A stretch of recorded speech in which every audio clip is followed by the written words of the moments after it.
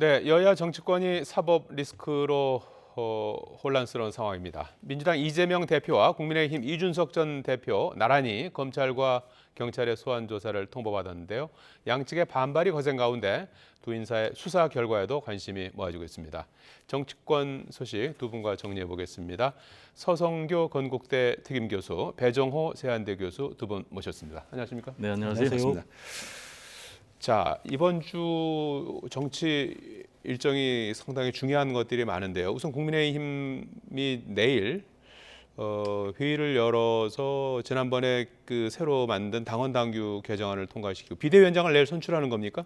아마 그렇게 할 것 같습니다. 예. 왜냐하면은 새로 개정된 당원 당규가 상임 전국위원회는 이제 통과를 했는데 예. 그거를 전국위원회에서 다시 의결을 해야 되거든요. 예. 그러면 새로 통과된 당헌, 즉 비상상황 규정, 즉 당대표 거리나 기존에는 최고위원회 상황이 해체됐을 때 이런데 이번에는 구체적으로 선출직 최고위원 4명이 사퇴할 경우에도 비상대책위원회를 설치할 수 있다. 이 규정을 지난번 상임 전국위원회에서 의결을 했거든요. 예. 그렇기 때문에 내일 전국위원회를 통해서 이거를 이제 확정을 짓고 그러면 당이 비상 상황에 간다. 그렇기 예. 때문에 비상대책위원장을 내일 아마 선출할 것 같습니다. 비상대책위원장은 전국위원회에서 선출하고 난 다음에 당대표 직무 권한 대행이 아마 임명하도록 되어 있습니다. 예. 그렇게 되고 비상대책위원장이 내일 선임이 되면 새로운 비상대책위원장이 다시 비대위를 구성을 해야 되는데 예. 비대위원은 상임전국위원회에서 의결을 해야 되기 때문에 아마 추석 전인 8일까지는 비상대책위원장, 비대위원을 구성을 해서 새로운 비상대책위원회가 출범할 것으로 알려지고 있습니다. 예. 내일 전국위원회를 앞두고 오늘 이제 이준석 전 당대표가 글쎄요, 대구에서 예. 기자회견을 하면서 예. 시점이 아주 절묘하죠. 예. 내일 전국위원회를 앞에 두고 대구에서 반격적인 기자회견을 했습니다. 예. 당규 새롭게 개정하는 게 부당하다. 예. 예. 지난번에 가처분이 인용돼서 헌법과 정당법 위반이었는데 예. 이거를 다시 개정하는 것은 반헌법적이다. 예. 그리고 윤석열 대통령을 포함해서 윤핵관에 대한 죽비를 들어달라. 예. 예. 또 대구에서 이렇게 기자회견을 열어서 예. 대대적인 이제 반격을 가했습니다. 예, 오늘 2시에 기자들하고 1분 1답까지 해서 1시간 10분 동안 기자회견을 열었는데 그 내용 중에 일부를 우선 좀 잠깐 들어보시겠습니다. 양두구육이라는 사자성어 하나 참지 못해서 길길이 날뛰는 사람들은 공부할 만큼 했는데도 지성이 빈곤한 것이겠습니까? 아니면 각하가 방귀를 뀌는데 맞춰서 시원하겠다고 심기경소하겠다는 그런 사람들이겠습니까? 부끄러움과 함께 개탄스럽습니다. 헌법과 당원당규를 헌신짝처럼 여기는 집단이 앞으로 누구를 비판하면서 정당성을 가질 수 있겠습니까? 자, 국민의힘이 내일 이제 새로운 이제 당원 당규를 만들어서 이제 비대위원장을 선출하는 그 전날 강도 높게 윤석 전 대표가 어떤 비판의 날을 세웠는데 앞으로 어떤 향후 행보를 엿볼 수 있는 대목이기도 하고요. 어떤 다시 한번 또 반격을 시도하겠다 이런 입장일까요? 네, 그렇습니다. 지금 이준석 대표의 행보를 보면은 이제 윤핵관을 향한 예. 공세의 수위가 갈수록 예. 높아지고 있고, 그리고 이제 윤석열 대통령을 향해서도 직접 공격하는 그런 이제 수위가 높아지고 있는 상황인데, 지금 이준석 대표는 크게 보면 이제 세 가지 포석을 염두에 두고 행보를 하고 있어요. 첫 예. 번째로는 이제 여론전입니다. 예. 지금 이제 보수의 심장인 칠곡에 내려가서 또 이제는 이제 대구의 사거리에서 공개 기자회견을 하면서 강도 높게 지금 윤석열 대통령과 또 윤핵관을 직접 공격하고 있는 상황 아니겠습니까? 예. 특히 이제 윤석열 대통령이 강조했던 자유를 기치로 해서 정면으로 지금 윤석열 대통령을 공격하는 그런 대목이 눈에 띄는데요. 예. 자세히 좀 살펴보면 기자회견 내용이 자신은 정의로운 세력, 그리고 윤석열 대통령과 또 그리고 윤핵관들을 불의한 세력으로 규정지으면서 보수의 심장인 대구의 유권자들, 시민들이 자신을 지지해달라, 이렇게 이제 공격을 나서고 있어요. 예. 두 번째로 이런 여론전에 이어서 또 하나는 이제 사법 공세를 계속하고 있지 않습니까? 예. 이제 사법 공세 지금 2차 가처분 신청에서 3차 가처분 신청했고 그리고 이제 4차 가처분 신청까지 예고를 예고했죠. 하고 있는 이제 그런 상황이고 예. 세 번째로는 이런 여론전과 또 사법 공세 드라이브를 통해서 세력화를 하고 있어요. 예. 지금 이제 당원 가입을 독려를 하고 있는가 하면은 대대적으로 지금 국바세, 국민의힘 바로 세우기를 통해서 지금 세력화를 하고 있는데 이준석 대표는 앞으로 겨냥하는 것이 그냥 당장은 지금 여론전을 통해서 우위를 점하는 것 그리고 두 번째로는 전당대회 할 때 자신이 직접 출마할 수 있으면 다시 재도전하는 것 또는 자신이 출마할 수 없으면 자신이 지지하는 사람을 통해서 당권을 획득하는 방법 그리고 세 번째로는 아예 본인이 국민의힘에 돌아갈 수 없을 때는 독자적인 창당까지 염두에 두고 있는 그런 행보가 아닌가 이렇게 분석이 됩니다. 예. 지금 이 상황을 이제 국민과 당원들은 이제 어떻게 보실지 이제 궁금하기도 한데요. 여기 대해서 국민의힘 일부에서는 이제 갈라치기다, 여론몰이식 정치한다 이런 비판도 나온 것 같고요. 본인은 일단 뭐 당을 향해 죽비를 들어달라 이런 호소도 했어요. 이 부분은 어떻게 보십니까? 뭐 국민의힘 바로 세우기 모임이 주로 2030 세대 중심으로 있는데 정말 국민의힘을 바로 세우는 건지 아니면 국민의힘을 또 혼란과 갈등 속으로 몰아가고 있는지 상당히 걱정과 우려가 되고 있는 상황입니다. 기존에 국민의힘이 가장 취약한 세대가 2030 세대였단 말이에요. 예. 그래서 19대 대선 그다음에 21대 총선까지만 해도 2030 세대들이 민주당을 지지했습니다. 예. 그러다가 이 민주당에 실망해서 2021년 이제 서울, 부산 보궐선거 때부터 2030 특히 남자들 위주로 이제 국민의힘 지지자가 많았고 지난 3월 9일 날 대선 때도 2030 전체 지지자들 중에서 많은 수가 윤석열 후보를 지지했단 말이에요. 예. 그래서 대선에서 0.73%를 이겼는데 예. 이 2030이 지금 떨어져 나가고 있는 상황이거든요. 그리고 이 2030이 꼭 이준석 전 당대표를 지지하는 건 아니지만 그래도 자기들을 상징하고 있는 젊은 정치인들을 저렇게 이용하고 몰아친다. 이런 것에 대해서 굉장히 좀 서운함, 실망감이 배어 있거든요. 이제 그런 점을 노려가지고 이준석 전 대표와 그 국바세라는 일명의 청년들 모임이 2030 중심으로 뭐 당 내에서 또 당 외에서 이렇게 정치 투쟁 또 정치 행위를 보이고 있습니다. 지난번에 이준석 전 대표가 가처분 신청할 때도 탄원서 제출하는데 동참을 했고요. 어제는 공식적인 첫 모임을 했습니다. 뭐 취지문도 발표를 하고 오프라인에서는 한 100명 정도 모이고 유튜브 뭐 현장 실시간 중계로는 약 한 1,200명 정도 시청을 했다고 알려지고 있는데 어제 공식 첫 모임인 토크 콘서트에 참여한 김웅 의원이 뭐 공식적으로 이제는 국바세가 중심을 되어서 국민의힘을 장악하자 이런 선동적인 발언까지 했거든요.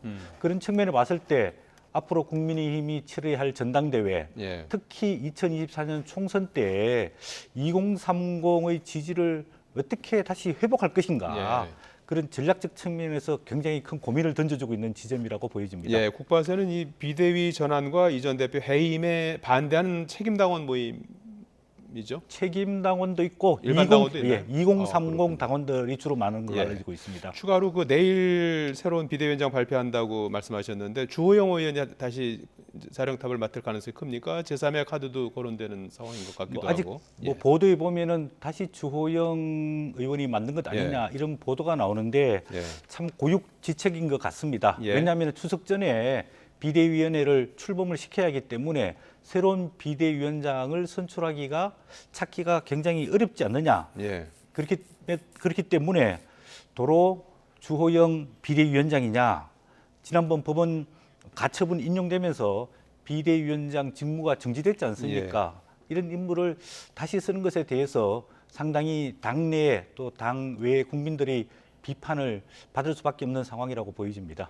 저는 이제 개인적으로 국민의힘이 참 안타까운 길로 계속 가고 있는 것 같은 게 악수에 악수를 거듭하고 있는 것 같아요. 일단 효력정지 가처분 신청 1차와 관련해서 법원에서 판결을 내렸지 않습니까? 잘못됐다.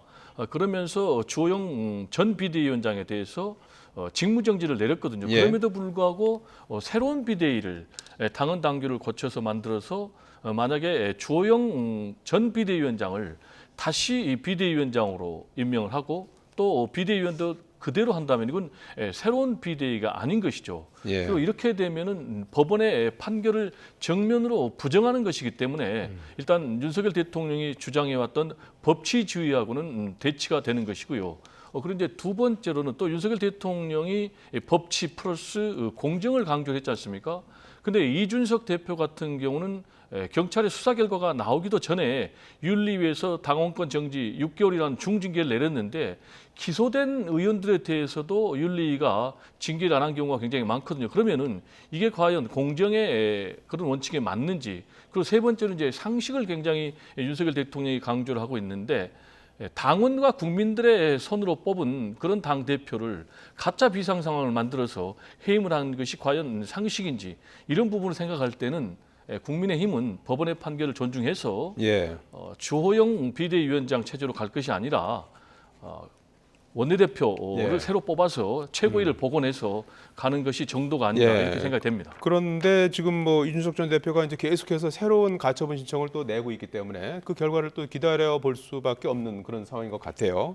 그렇습니다. 그래서 이번에 네 번째 가처분도 이제 내게 되면 새로운 비대위에 대한 그 출범을 막아달라는 이제 가처분 신청이 될 것 같은데, 지금은 이제 세 번째 비대위 출범을 이제 그 비대위를 이제 인정하지 말아달라는 가처분이 이제 돼 있는 상태고요.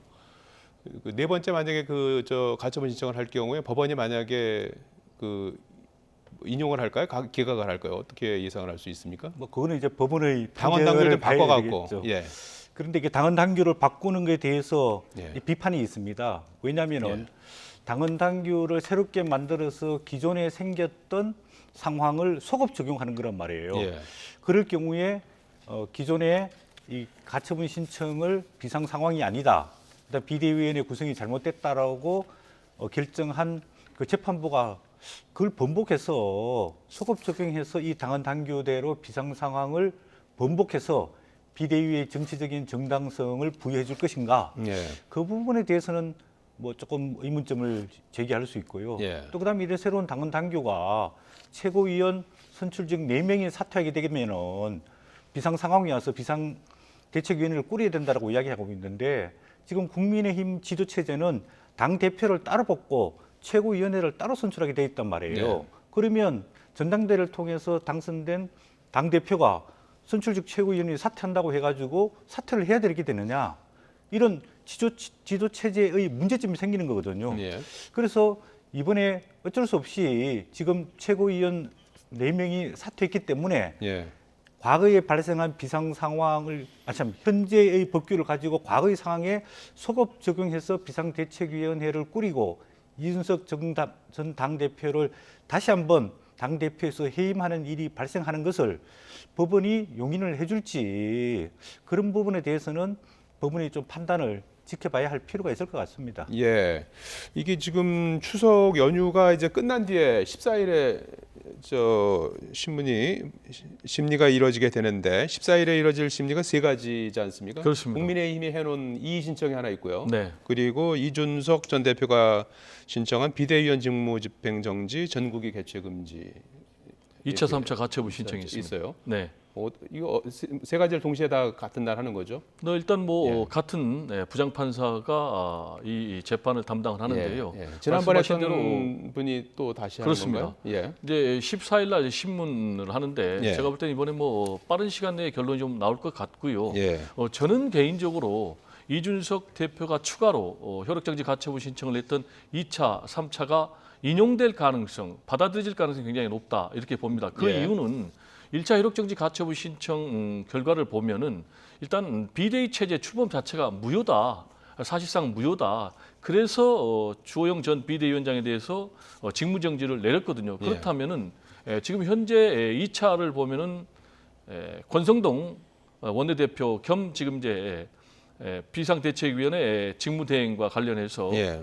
또 플러스 나머지 7명의 비대위원에 대해서 효력정지를 냈는데, 그렇다면 이제 비대위 체제 출범 자체가 무효이기 때문에 이분들에 대한 효력 정지가 받아들일 가능성이 굉장히 높은 거죠. 예. 그리고 비대위 체제에 대해서도 효력 정지가 받아들일 가능성이 굉장히 높다.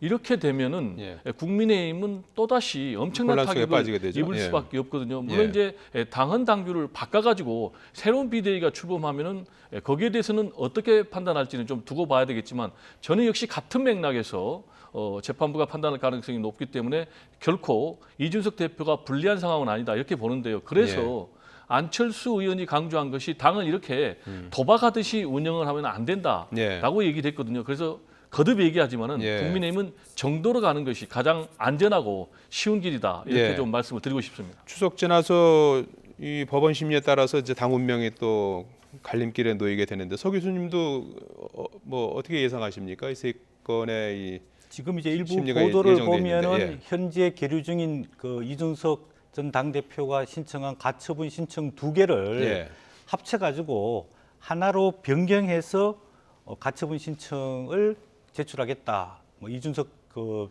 변호인단에서는 그렇게 아마 입장을 취할 것 같습니다. 기존에 있는 이제 권성동 비대위원장 직무대행, 비대위원 8명의 직무 집행 정지는 이제 기정사실화된 거거든요.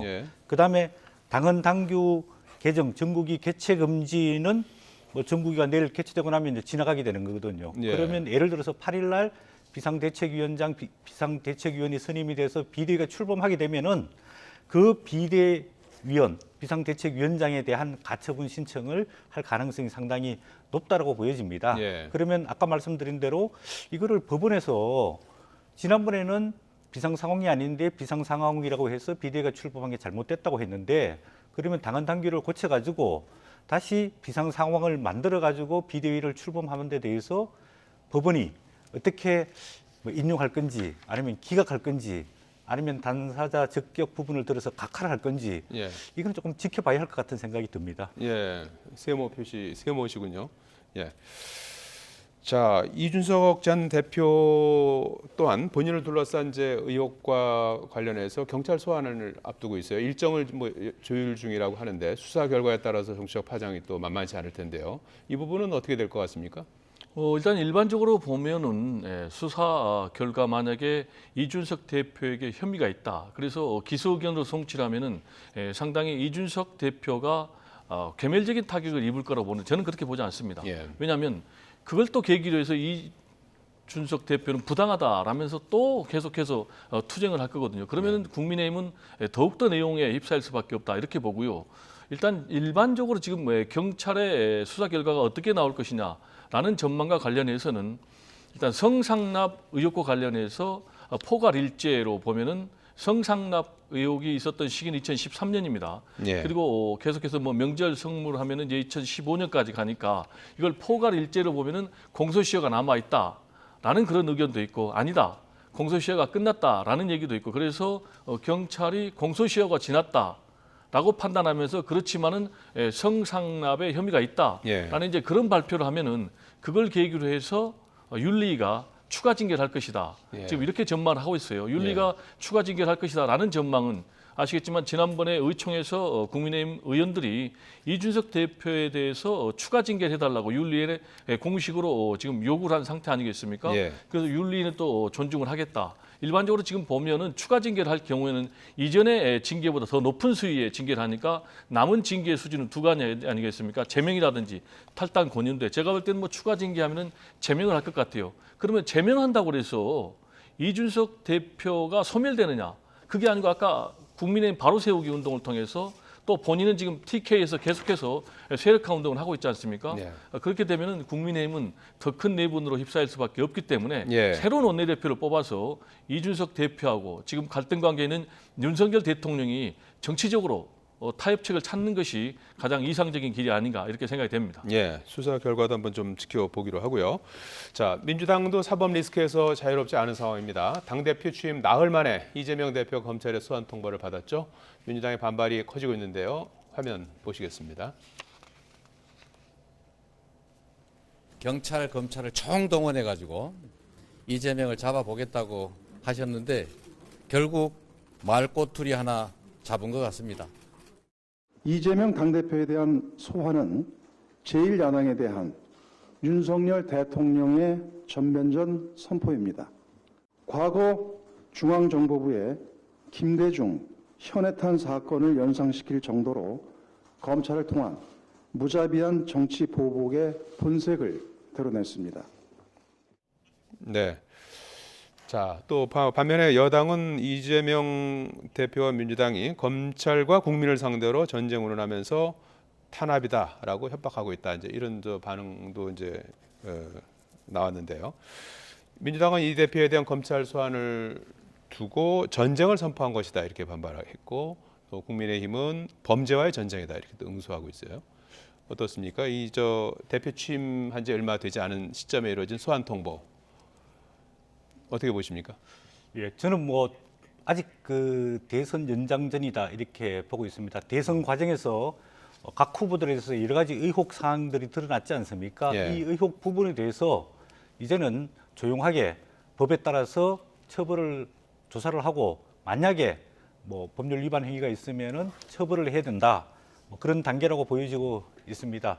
이번에 뭐 검찰 이제 소환 조사하겠다는 예. 거는 공직선거법 위반에 관련된 사항들입니다. 예. 그래서 대선이 이제 3월 9일 날 있었기 때문에 6개월이면 9월 9일 날 이제 이번 주 금요일 날 이번 주가 공소시효가 끝나죠. 예, 그래서 그것도 추석 연휴 날입니다. 예. 그래서 9월 8일까지는 뭐 검찰에서 조사를 마무리하고 기소와 불기소 여부를 결정을 해야 되기 때문에 아무래도 뭐 9월 시간이 9월 6일, 7일 이 정도밖에 없기 때문에 이재명 당 대표에 대한 뭐 소환 조사를 불가피하는 것으로 보여지고 있고, 예. 이제 아직 본안에 대한 수사들이 많이 남아 있습니다. 예. 뭐 대장동 문제라든지 백현동 문제라든지 변호사비 대납 문제라든지 또 성남 FC 후원금 의혹 문제라든지 이런 본안적인 내용들이 많기 때문에 아무래도 올해 하반기는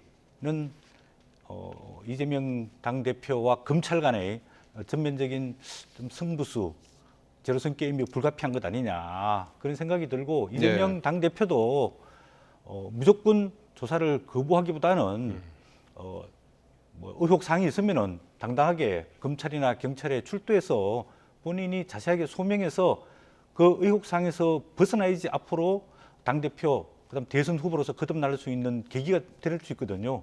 그런 측면에서 좀 민주당의 고민이 깊어지는 것 아니냐 그런 생각이 듭니다. 예.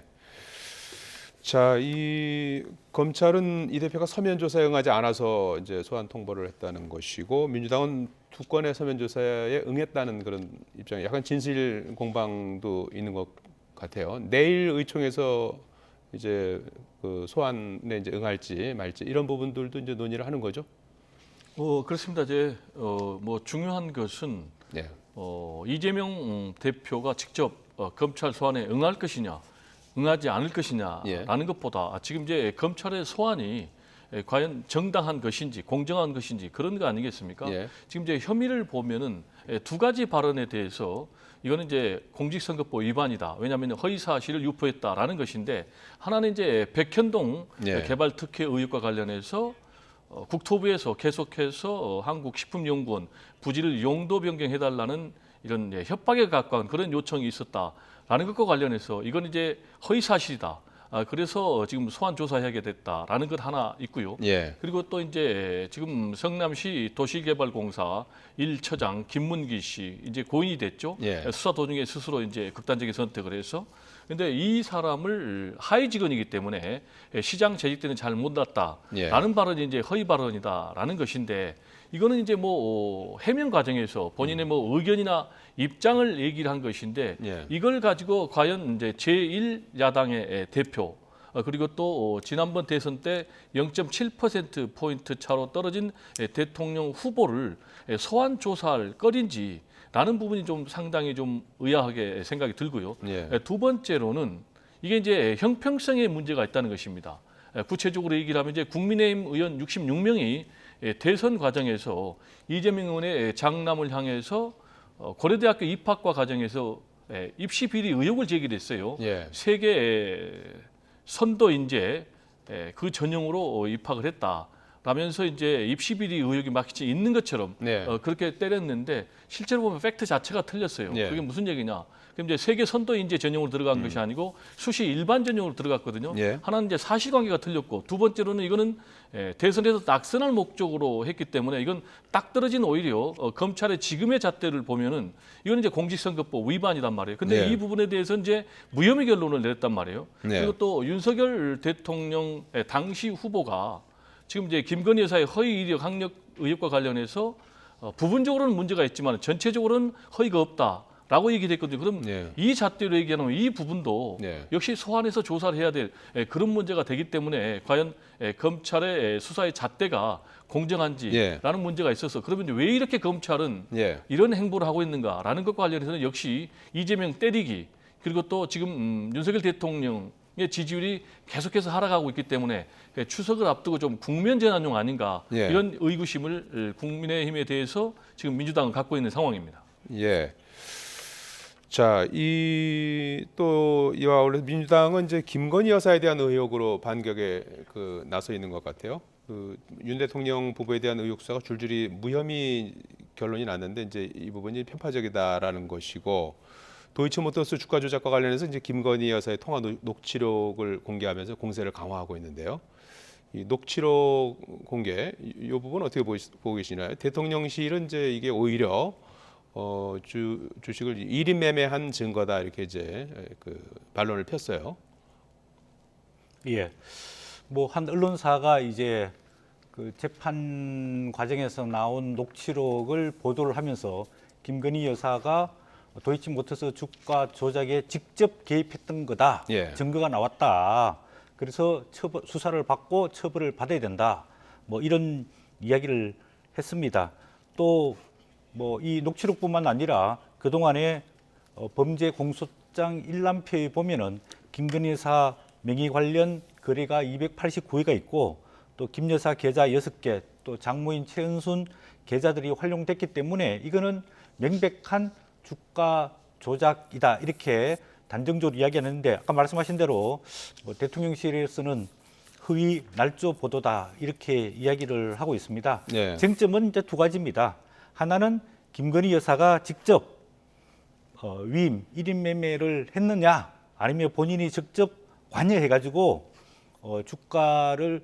주식을 사고 팔면서 주가를 조작해서 예를 들어서 수익을 냈느냐 이 부분이고 두 번째로는 그 녹취된 시점이 2010년 6월 16일이란 말이에요. 예. 이 시점이 굉장히 중요합니다. 왜냐하면 윤석열 당시 대통령 후보가 이 김건희 여사의 도이치모터스 주가 조작에 관여한 시간을 2010년 1월부터 2010년 5월까지 1인 매매, 즉 위임 매매를 했다. 예. 그리고 손해를 봤다 이렇게 이야기했거든요. 예. 그런데 이번에 보도된 녹취록을 보면은 2010년 6월 16일이란 말이에요. 예.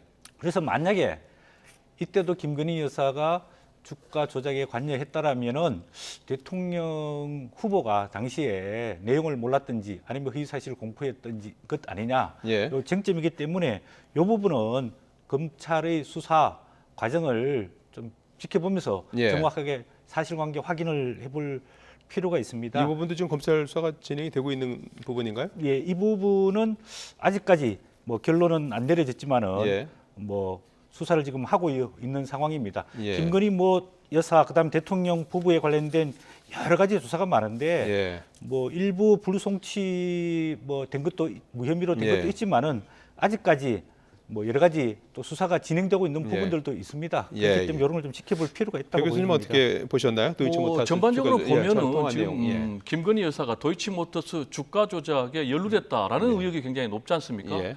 저는 이제 그 의혹들을 갖는 것이 오히려 합리적 의심에 가깝다 이렇게 생각이 되는데요. 그 예. 이유는 첫 번째로 이 도이치모터스 주가 조작과 관련해서 김건희 여사의 거액의 돈이 사용이 됐지 않습니까? 그리고 두 번째로는 여기에 또 김건희 여사의 계좌가 6개나 사용이 됐어요. 그리고 세 번째로는 어머니 최은순 씨 계좌까지도 사용이 됐거든요. 예. 그리고 네 번째로는 공소장 범죄 일람표를 보면은 김건희 여사 명의로 거래가 289회나 됐거든요. 예. 그리고 이제 마지막 쟁점이 된 부분, 자, 그 녹취록이 나왔는데 이 부분은 이제 대통령실에서는 이거는 일임한 것이다라고 얘기하고 있고 또 보도 기관이라든지 또는 민주당에서는 아니다. 예. 이게 오히려 주가 조작에 깊이 개입됐다라는 걸 얘기하는 것이라고 하는데 예. 구체적으로 보면 뭐 팔까요, 살까요?